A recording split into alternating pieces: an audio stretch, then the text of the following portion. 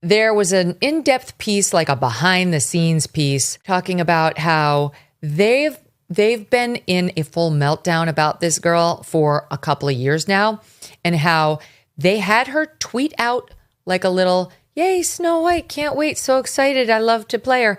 And she did it and got like millions of views, and they were like, "Good job, Rachel." And then she, like minutes later, followed it up with, "And never forget, free Palestine."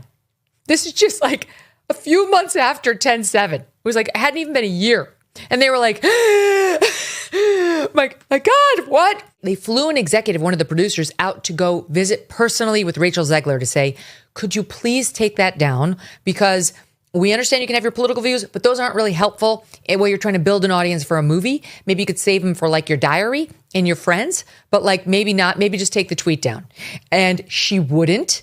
And then they had to hire a special media consultant for her to follow her around all the time and make sure she didn't continue shitting on Snow White and the prince and young love and women who want to get married and Steven Spielberg, the executive producer of her previous movie, and white people who she claims wanted to know if she was really a Latina on her first movie. Like, the list was really long.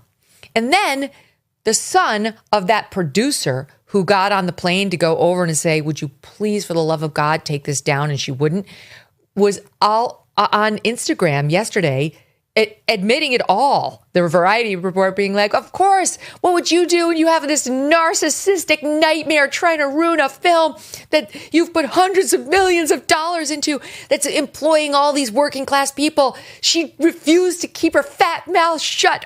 It was a great spilling of the tea.